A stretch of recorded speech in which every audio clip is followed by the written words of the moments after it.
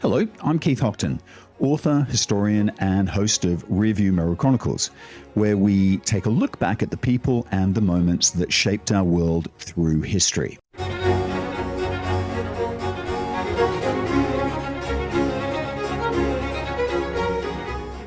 Hello. I've been thinking long and hard about this particular podcast, and the question that came to me when I started researching this topic was, why does Marie Antoinette still matter? And I think she still matters because she sits at a kind of a collision point between myth and reality. And I don't think there's any other historical woman who has been more completely buried beneath propaganda, gossip, fantasy, and symbolism than she has. Even now, more than 2 centuries later, most people tend to think that they already know her. They picture her with powdered hair, large diamonds, cake, excess, and of course, a great indifference to the people. But the deeper you go into her life, particularly through her letters, the more unsettling that story becomes. What makes her enduringly fascinating, I think, isn't simply that she was a queen who lost her head. It's that we can actually watch, almost in real time, the destruction of a human being beneath politics, fear, and of course, public narrative. You know, she begins life as an awkward teenager sent to the brutal theatre of Versailles. She's emotionally exposed. She would have been desperate to be loved, certainly unprepared for the machinery that surrounded her. And slowly, under the pressure of revolution, humiliation, mob violence, imprisonment, and betrayal, she changes. Her letters reveal that transformation with extraordinary intimacy. You know, the carefree young woman disappears very quickly, replaced by somebody who's harder, certainly more politically aware, more desperate, and ultimately, I think, more courageous than history actually allows her to be. Whatever you think, she's still one of these historical ghosts trapped beneath layers of myth. And you only have to mention her name and people immediately picture silk gowns, towering powdered hair, and someone who whispers the phrase, "let them eat brioche," despite the fact that she almost certainly never said it. Hollywood loves her as the patron saint of excess, the doomed queen dancing while her old world burned to the ground. But history, it's never that simple. And when you step away from the myths and into the private world of her letters, something far more human begins to emerge. Not a caricature, not a monster, not even really the foolish socialite that people imagine her to be. I think what emerges instead is a woman changing under pressure, slowly hardening beneath the weight of catastrophe. A woman, I think, who begins life as a very awkward Austrian teenager and ends it walking towards the guillotine beneath a very grey Paris sky. Professor Katerina Seth of the University of Oxford has published a remarkable collection titled Marie Antoinette's Letters. And I think what makes that book so utterly fascinating is that it strips away centuries of noise. Because letters are actually very dangerous things, especially private letters. They reveal people when nobody is watching. And of course, no one thinks that they're going to be read 200 years in the future. And Marie Antoinette's letters reveal someone very different, I think, from the woman history likes to sneer at. One of the great mistakes we make with historical figures always is imagining them as fixed statues, kind of frozen in time. But people evolve. Fear changes them. Isolation changes them. Power changes them. And catastrophe changes them most of all because they're least expecting it. The Marie Antoinette who arrived in France from Vienna at 14 years old, keep that in mind, was little more than a diplomatic offering, really, wrapped in silk. An Austrian archduchess sent into the glittering machinery of what would have been Versailles to marry the future king of France. She was young, she would have been incredibly nervous, she was undereducated and utterly unprepared for the theatre of French court. But none of that mattered. But can you imagine it, though? A teenager crossing into a foreign kingdom where every gesture is observed, Every sentence she speaks is analyzed. Every friendship is weaponized. Versailles was never simply a palace. It was a cage lined with mirrors. And yet the woman who eventually climbed the scaffold in 1793 was someone else entirely. By then, she had endured humiliation, political collapse, mob violence, imprisonment, betrayal, the complete destruction of her family, and the terrifying realization that the monarchy itself was dying beneath her feet. And this is the amazing thing about her letters. They actually allow us to watch that transformation happen in real time. Early on, when she writes to her mother, Maria Theresa, the letters feel almost, I have to say, painfully ordinary. They have the tone of a reluctant school assignment. There's something strangely familiar in them. And you can almost picture the teenage Marie Antoinette sighing, before sitting down to write, much like the generations of children forced to send dutiful letters home from boarding school. I had to do that every Sunday night. I had to write a letter to my parents telling them about my life, what I was doing on a daily basis. In Marie Antoinette's letters, she would have spoken about court life, books, small routines, the endless ceremonies of Versailles. And of course, she would have answered her mother's criticisms and advice. And I also have to say, there is little brilliance in these letters. There's no dazzling intellectual fireworks. That's not what they're about. And I think that in itself is actually very revealing. Marie Antoinette wasn't naturally intellectual. Writing certainly didn't come easy to her. She was not one of the great literary minds of Europe, but her late sister-in-law, Isabella, was deeply intellectual and loved composing texts and philosophical reflections. Marie Antoinette was very different. She preferred movement, music, companionship, dance, distraction. And as a teenager, she often wrote because duty demanded it, not because she actually loved the act herself. But then the revolution comes, and suddenly what you see is that her letters darken. Because towards the end of her life, writing becomes the only weapon that she has left. The carefree rhythms disappear. The private chatter vanishes. Now what we find is coded letters, secret correspondence, political maneuvering, desperate discussions about troops massing on borders, foreign intervention. And the Queen, who once dreaded sitting down to write, now writes constantly whenever she can snatch a spare moment. Not because she enjoys it, but because her words are now survival. Her words are now resistance, but her words are also conspiracy. And behind it all sits the growing terror that the walls are closing in. Some of the most haunting letters that I read come from the period when the royal family is effectively imprisoned in the Tuileries Palace. And you can only imagine the atmosphere. There would have been guards outside the doors, crowds beyond the gates, calling for your head, rumors everywhere, the monarchy collapsing hour by hour.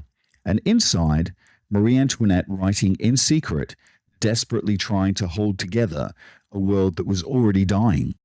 And that, I think, is the extraordinary thing about letters from this particular period in history. And we forget this. Today communication is constant and very disposable.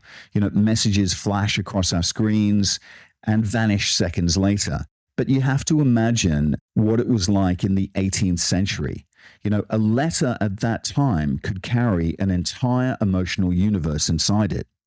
Imagine living in a world where the most important voice you might hear all year arrived folded inside a single sheet of paper, where ink carried fear, affection, diplomacy, longing or betrayal across dangerous roads and uncertain borders, where a letter might actually save your life or condemn you to death.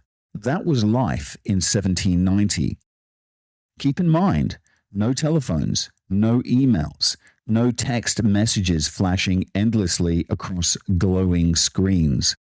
No photographs arriving instantly from the other side of the world about someone's lunch. Nothing moved faster than a horse, a sailing ship, and they were all at the mercy of the weather. If you wanted to speak to someone far away, really speak to them, you wrote a letter. And those letters mattered, I think, in ways that are almost difficult for us to grasp now.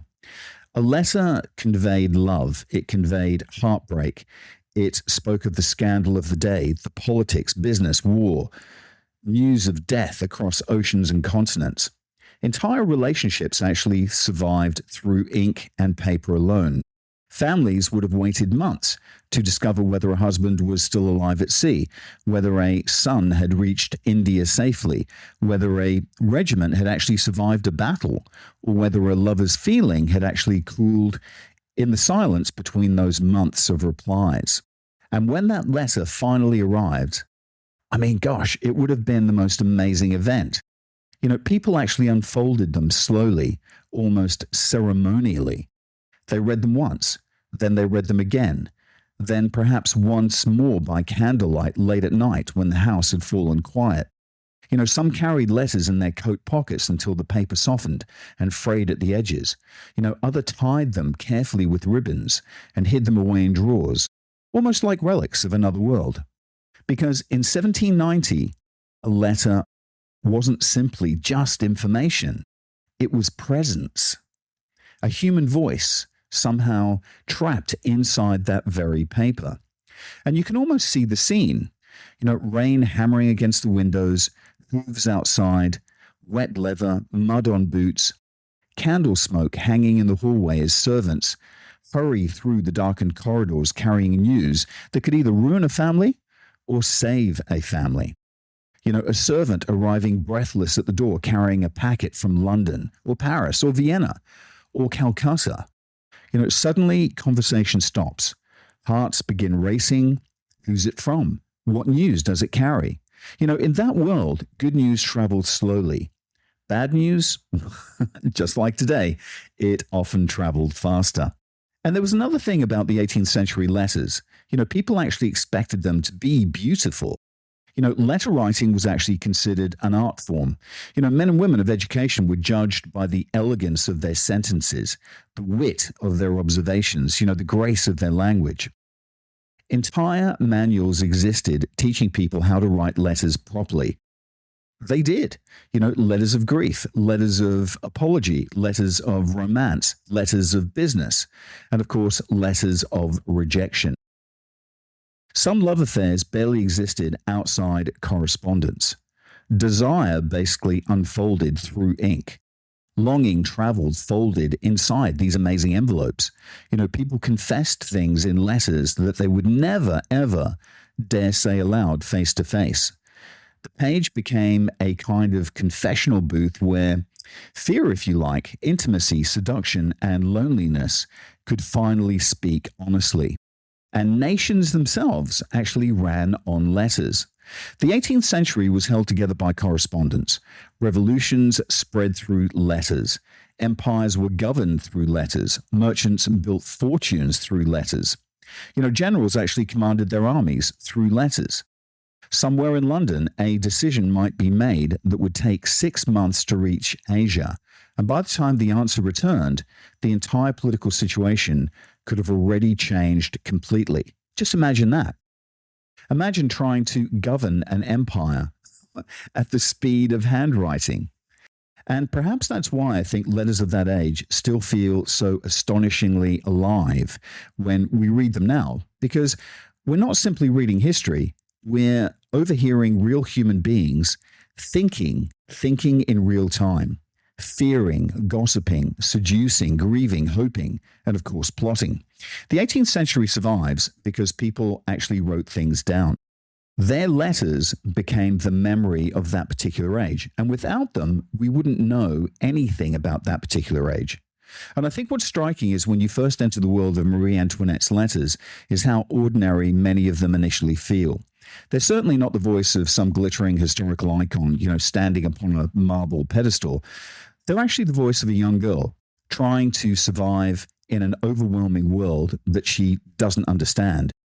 There's a great innocence to them, especially in the early letters. You know, there's a lot of domestic detail. There's family concerns. She has anxieties. You know, the tone is often far more personal and far more vulnerable than actually people expect. And to understand why, you have to rewind the story all the way back to Vienna. Because before she became Marie Antoinette, the doomed Queen of France, she was Maria Estonia, an Austrian archduchess born into one of the most powerful dynasties in Europe. Her mother was Maria Theresa, an extraordinarily formidable ruler who governed as Queen of Hungary and Bohemia, while her husband, Francis I, the Holy Roman Emperor, held the imperial title itself. Imagine that dynasty. Imagine having a mum and dad like that. But in the 18th century, dynasties were absolutely everything. Borders were shifting constantly, alliances changed like the weather, and children, particularly royal daughters, were just political instruments. And here's the other amazing thing. Maria Theresa had 16 children. Imagine the sheer machinery of the diplomacy involved in trying to marry them all advantageously across Europe. I mean, every son and daughter represented a possible alliance, a treaty, if you like, sadly wrapped in flesh and blood. And among them all, Maria Antoinette secured perhaps the grandest match of her age. She was chosen to marry the heir to the throne of France. I suppose to her mother this was destiny, a divine arrangement. Maria Theresa genuinely believed her daughter had been placed upon a path designed by God himself. And this was an argument that she used very often in conversation. France was the glittering center of European civilization. I mean, the richest and most prestigious monarchy on earth. To become Queen of France was to stand at the summit of dynastic ambition. But beneath the silk and the ceremony lay something, I think, far more dangerous, because the alliance itself was deeply controversial. For centuries, Austria and France had been enemies. Then, in one of the great geopolitical reversals historians call the diplomatic revolution, the old enemies suddenly aligned themselves together against Prussia and England. On paper, it made perfect strategic sense, but populations don't change their instincts overnight, and that mattered enormously for Marie Antoinette. I would have to think that to her, raised within the Austrian court culture, this new friendship between France and Austria must have seemed natural enough.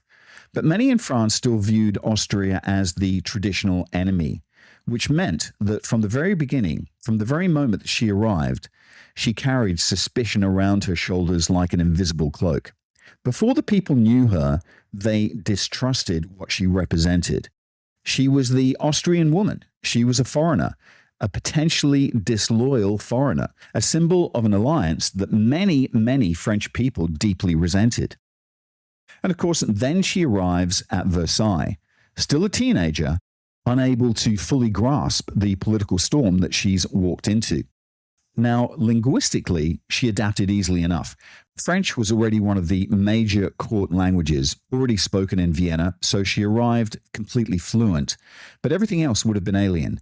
The atmosphere, the etiquette, the brutal theatre of court life itself. Versailles exhausted people because it was a theatre that ran 24 hours a day, and you were never truly alone. Every gesture was watched by someone. Every expression was absolutely interpreted, and even getting dressed could become a public ritual observed by crowds of nobles desperate for status and proximity to the king and the queen. And I think perhaps worst of all, she was married to a shy and very awkward teenage husband who actually showed very little interest in her. The marriage famously went unconsummated for years, becoming a source of endless gossip and humiliation across Europe. And imagine the pressure that would have put on her. An entire continent discussing your sex life, your marriage bed, while you're still barely out of childhood. And of course, then there was another shock waiting for her. At Versailles, there was no reigning queen. Louis XV was still alive, and while his queen was gone, his mistress remained very much present at court. And officially, she possessed no real status. Yet unofficially, she wielded immense influence. I can only imagine that for Marie Antoinette, raised by a deeply Catholic mother who preached morality and dynastic duty, the contradiction would have been absolutely bewildering. On one hand, she had been taught mistresses were completely immoral, and on the other hand, she was now expected to smile politely directly at one and navigate the politics surrounding her. Versailles in many ways must have felt less like a palace and more like a minefield covered in gold leaf. And I think this is where the letters become so fascinating, because they reveal not only what she says, but actually what she carefully avoids saying. The silence itself actually becomes the evidence. And at this stage, of course, she's mostly writing just to her mother. And I think what emerges is someone who's surprisingly direct. Marie Antoinette doesn't seem naturally calculating. Certainly, her letters to me don't come across that way. And if she says something emotional, I think she genuinely means it. It's a letter to her mother. It's the only person that she can confess to. And I think if she sounds hurt or uncertain, it actually appears very genuine. There's an openness to her letters that draw you in, and they almost feel dangerous, but only because we know what happens in the end. So dangerous in hindsight, because what she doesn't fully understand at first is that her letters are never private, and no one tells her this. So the 18th century had very little concept of privacy as we understand it now, particularly within royal circles. Letters, once they'd been written, were circulated. Ambassadors intercepted them. Courtiers copied passages. Reports were forwarded back to Vienna. The Austrian ambassador himself sometimes read her correspondence and commented on it openly to his ministers and French officials. So in many ways, Marie Antoinette was too trusting for the world that she actually inhabited, not only in her letters, but in her life herself. And perhaps that tension between the public and the private becomes the central tragedy of Marie Antoinette's life. Because more than almost any royal figure of the 18th century, she desperately wanted a private self. She wanted friendship, she wanted affection, intimacy, ordinary emotional connection, if you like. She wanted spaces where she could stop performing. But Versailles was designed precisely to destroy privacy. The machinery of monarchy actually fed upon visibility. Every friendship became political. Every rumor became ammunition. Every private weakness eventually became public property. And Marie Antoinette never really fully understood how dangerous that world really was. Her letters reveal somebody remarkably frank, emotionally direct, and very hungry for affection. I have to say, there's no cold calculation in her. She genuinely wants people to like her. She wants someone that she can talk to. She wants warmth. And again, you sense somebody trying to please those around her. And by most accounts, she was naturally kind, I think, tactful too, and generous at times to a fault. But kindness inside a vicious political court becomes a liability. Because Marie Antoinette wasn't particularly worldly or politically sophisticated in her early years. She was definitely impulsive. She was spontaneous, and I would also say emotionally transparent. If she liked somebody, she embraced them enthusiastically without always understanding how that would look to others watching from the shadows of Versailles. And everyone at Versailles was watching. And I think that's the important thing to realize about the court of France in 1790.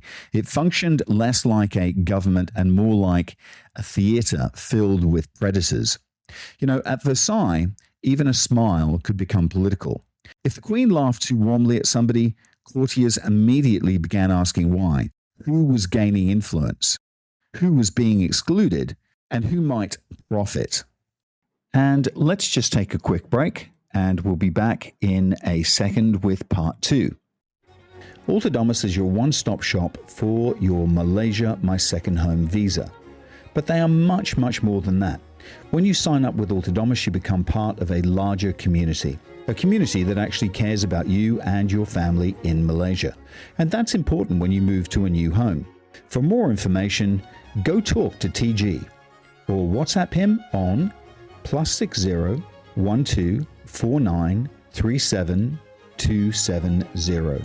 or visit their website penangmyhome.com. And we're back. Marie Antoinette, I think, often seemed blind to these calculations. She behaved emotionally in a world that actually rewarded manipulation. And so the qualities that might have made her personally attractive, warmth, openness, spontaneity, I think they often worked against her politically because they fed gossip constantly, and it swirled through Versailles and then through France like a poison gas. And the gossip, I have to say, began early, very early. And I think it started because her marriage to Louis XVI remained unconsummated, for several painful long years. Now, for ordinary people, that might have been a very private embarrassment, but this was a royal marriage upon which the future of the French monarchy depended. France needed heirs, and the entire dynastic system depended upon children being produced. And yet, nothing happened, which meant Europe would have begun whispering. Courtiers watched them obsessively, servants observed their routines, diplomats were being fed reports. The king liked hunting and rising early. Marie Antoinette preferred dancing, theatre, and gambling, masked balls, late at night. And they appeared temporarily incompatible in almost every conceivable way.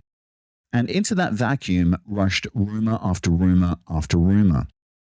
If the marriage wasn't functioning, people assumed there had to be another explanation. Perhaps the king was weak. Perhaps the queen was unfaithful. Perhaps she was taking lovers. Perhaps she wanted power for herself. Perhaps the Austrian woman intended to dominate France just as her mother was dominating Austria. And those rumors mattered because they slowly constructed a very public image of Marie Antoinette long before the revolution ever arrived. An image of a dangerous foreign woman who was manipulative, sexually reckless, extravagant, emotionally shallow, and secretly controlling a very weak king. And the real Marie Antoinette almost became irrelevant. It didn't matter. And I think because of that, the real Marie Antoinette was beginning to disappear beneath the rumors. And then, of course, came the most infamous lie of all. Let them eat cake, or more accurately, let them eat brioche. There's absolutely no credible evidence that she ever said it. And historians have long dismantled that story. Yet, the fact the rumor attached itself so perfectly to her tells us something very important. By that stage, people were already prepared to believe the worst about her.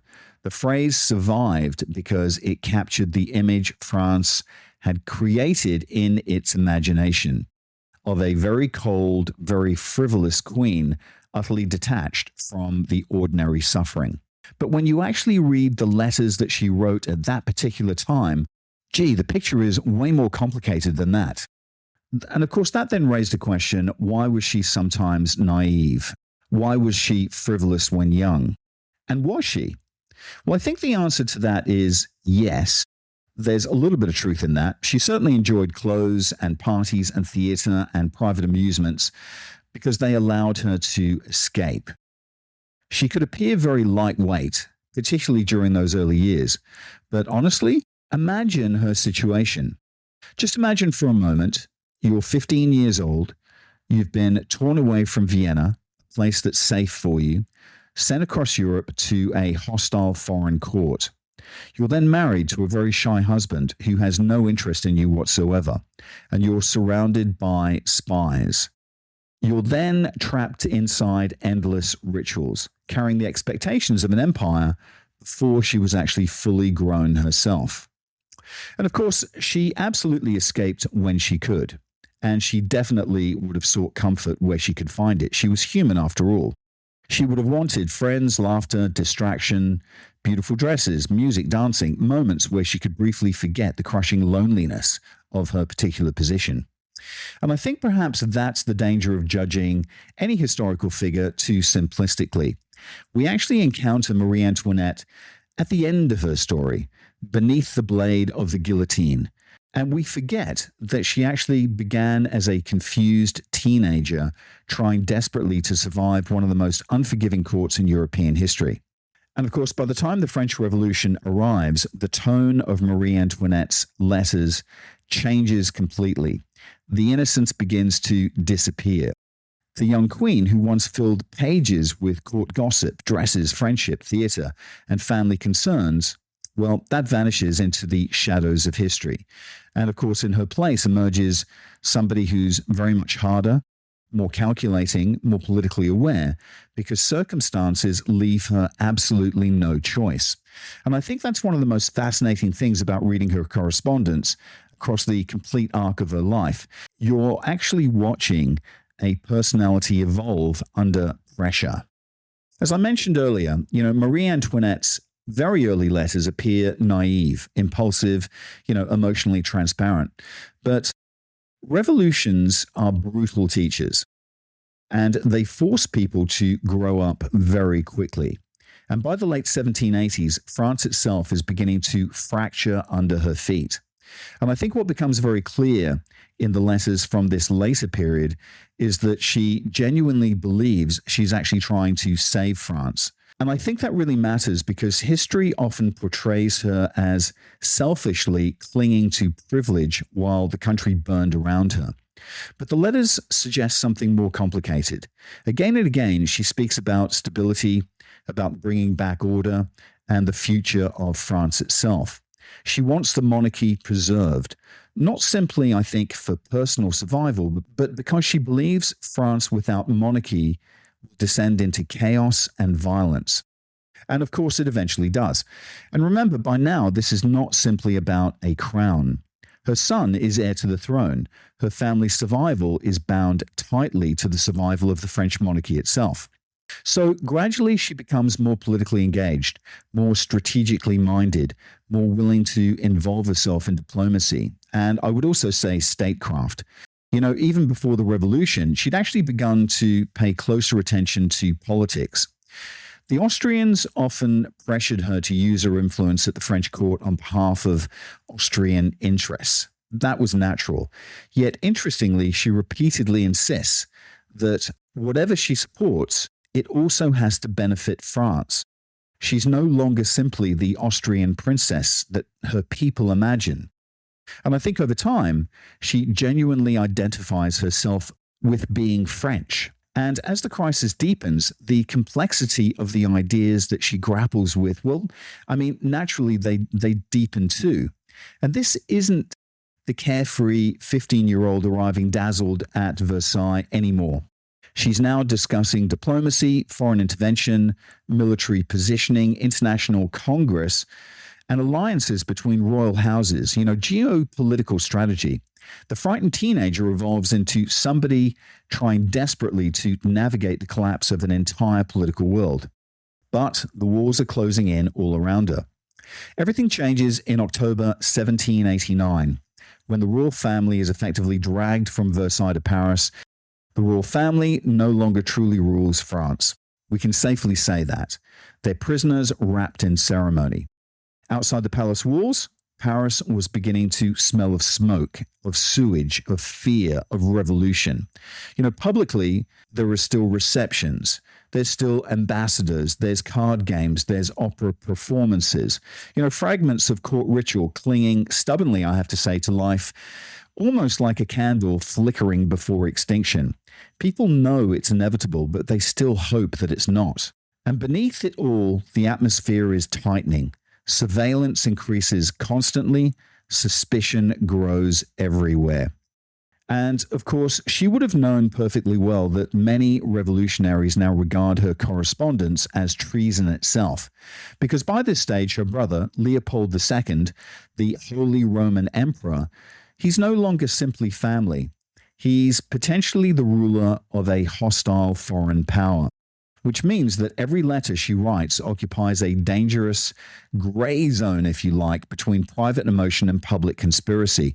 A sister writing to her brother seems innocent.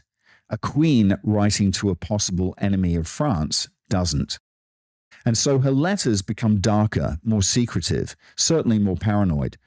And this is where Marie Antoinette almost enters a world of espionage. She begins using trusted couriers rather than ordinary postal routes whenever she possibly can. The letters are hidden, they're disguised, they're smuggled, they're written in code. Invisible ink appears. Lemon juice is used so that the words remain unseen until it's near a flame. Entire systems of cryptography emerge. And I think sometimes both sender and recipient possess identical copies of the same book because the code depends upon page numbers and hidden references, words drawn from the text itself. So at some stage, they would have organized that too. And of course, when you hold the code book, a seemingly meaningless number at the top of a letter actually unlocks the entire message. And this was very real. Just imagine the atmosphere. The former Queen of France sitting beneath guard in the Tuileries Palace, writing coded messages by candlelight while the revolution slowly consumes the world outside her windows. Trusted servants carrying hidden papers sewn into clothing or concealed inside boxes. Political language disguised as personal affection. France referred to obliquely as the patient or the sick one. Every sentence she writes carries risk. Every courier is a potential traitor. And I think what's really haunting about these letters is that you can feel the desperation rising through them. She increasingly understands that the old world is collapsing, but she still believes, against all reason, that somehow she can save it, that balance can still be restored, if you like, and that the monarchy and the revolution can coexist. History, however, it's already moving faster than her letters can travel. For all the elaborate codes, the invisible ink and the secret couriers, the hidden compartments and the whispered conspiracies, she can't ultimately engineer her own escape from history. But I think there were also moments, fleeting moments, when things might have genuinely turned out differently. And that's also what makes her story so haunting. Because when we look back now, knowing how it ends, retrospect is a great friend. It's tempting to imagine the fall of Marie Antoinette as inevitable, as though the guillotine had been waiting for her from the very first moment that she stepped into Versailles. But, history rarely unfolds with such certainty. There's crossroads, there's missed chances. There were nights when the monarchy came terrifyingly close to slipping through the fingers of the revolution altogether. And the most famous moment, of course, was the attempted escape from Paris in 1791. And honestly, it sounds almost absurdly theatrical when I picture it now. The royal family disguised themselves as ordinary travelers. Marie Antoinette posing as a governess, her son dressed as a little girl. They had false passports, assumed identities, and of course a very carefully planned route eastward towards safety. But just imagine the silence inside that carriage, wheels grinding through mud, every checkpoint potentially fatal. Every village that they pass through is a danger. Every checkpoint would have been an incredible gamble. Every passing face, a possible informer, because France itself had actually become hostile territory. And look, for a while, incredibly, it actually worked. But then came the fatal weakness. The coach was too large. It was too slow. It was too conspicuous. Delays mounted, suspicion spread after news emerged that the royal family had vanished from Paris during the night. And of course, eventually they were recognized and stopped at Varennes. And that single moment changes history, because once the king and queen attempted to flee their own people, trust would have collapsed completely. The monarchy no longer would have appeared merely weak, it would have appeared treacherous. And from that point onward, the revolution would have hardened and the possibility of compromise would have disappeared. And yet, even after that disaster, her fate wasn't entirely sealed.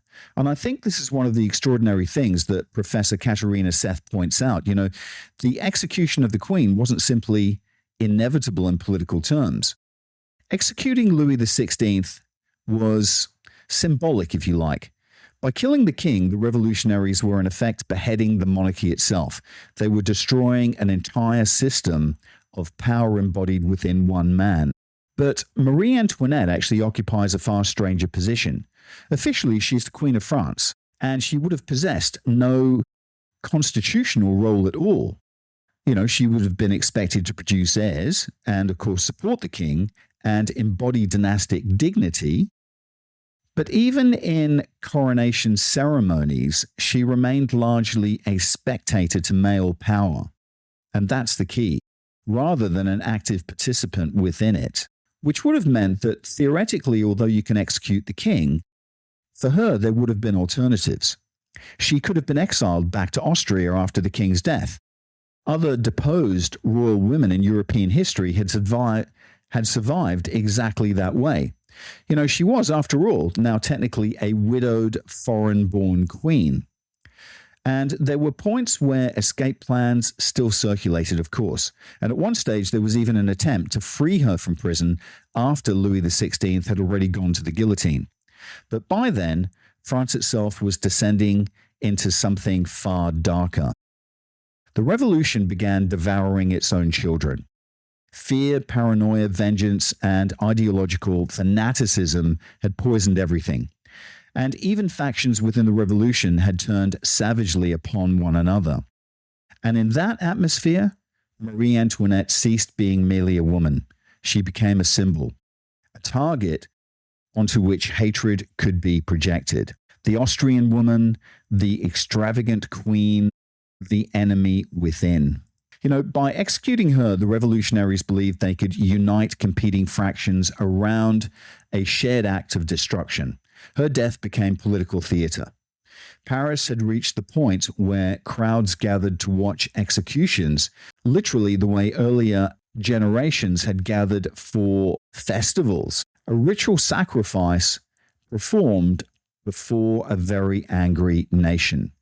And I think perhaps the saddest thing is that Marie Antoinette herself seems increasingly aware that death is approaching. The later letters reveal moments where she openly contemplates the possibility that she's about to die. Yet what's extraordinary is that even then she refuses emotionally to separate herself from her family. And again, she insists that she doesn't want to survive apart from her husband and her children. The idea of being rescued alone, being smuggled back safely to Austria while her son remains behind in revolutionary France, is almost unbearable to her. And this is where the image of the shallow, selfish queen, I think, completely collapses, because her letters reveal remarkable emotional endurance. There is absolutely courage there. There's dignity, there's restraint.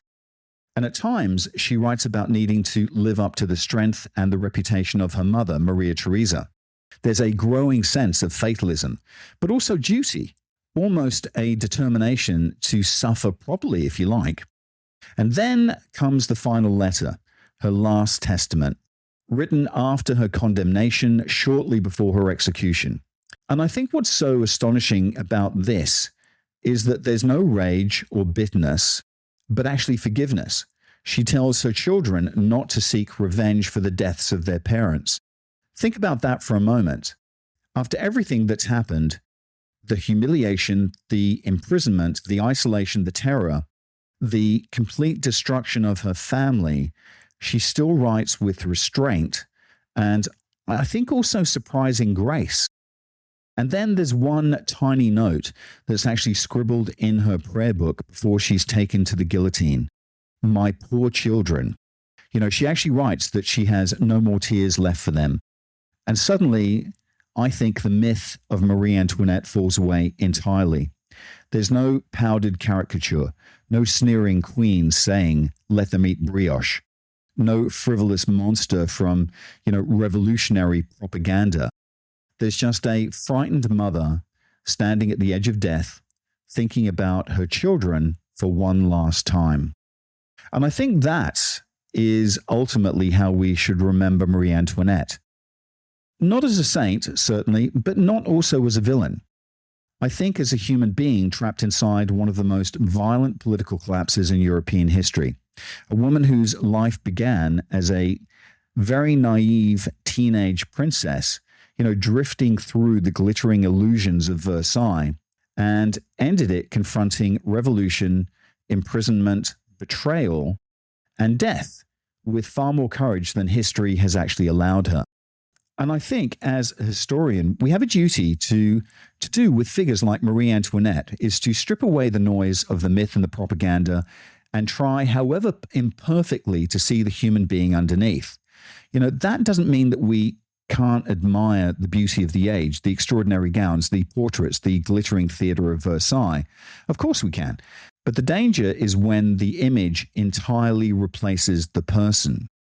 And for more than 2 centuries, Marie Antoinette has existed less as a woman and more as a symbol, a warning, a fantasy, a caricature painted by revolution, by gossip, by incredible politics, and later, of course, by popular culture. The powdered hair, the diamonds, the cold indifference, the let them eat brioche sneer. Most of that is myth, layered upon myth until the real person completely disappears entirely. And perhaps that happened partially because she was a woman. History, I think, has been remarkably unforgiving toward powerful women, particularly women who fail publicly. Men who lose kingdoms are frequently remembered as tragic or heroic. Women who lose them are more often remembered as frivolous, hysterical, manipulative, or vain. Marie Antoinette became less a historical figure and more a canvas onto which generations actually projected their anxieties about monarchy, about luxury, about forgiveness, about femininity, and power itself. But when you read her letters, really read them, something else emerges through those cracks. Not perfection, not sainthood, but humanity. There's fear, there's loneliness, there's naivety, courage, a woman trying to survive events that are far, far larger than herself. And I think also that's what makes her story so unsettling in the end, because she didn't simply lose her throne. She was consumed by a political storm so violent that it devoured the truth itself. And by the time she climbed onto the tumbril for the final journey through Paris, the real woman had already vanished beneath years of rumor, pornography, propaganda, accusation, and hatred. France no longer saw a human being. It literally saw a symbol that needed to die. And I think that's also one of the darkest lessons that history teaches us. Once a society turns people into symbols, it becomes very easy to destroy them. The crowd watching Marie Antoinette ride toward the guillotine in October 1793, they never knew her. Most had never even heard her speak. Most had certainly never read any of her words. So they weren't killing a woman anymore, they were actually killing a story. But thankfully, the letters survive. And across more than 2 centuries, through faded ink and very fragile paper, Marie Antoinette still speaks quietly for herself from the darkness. This episode of Rearview Mirror Chronicles is brought to you by Entrepot Publishing, the home of independent storytelling. We publish books that celebrate history, art, and the extraordinary people who make life fascinating. You can find our titles and maybe your next great read at entrepotpublishing.com. Thanks for listening in, folks. Bye for now.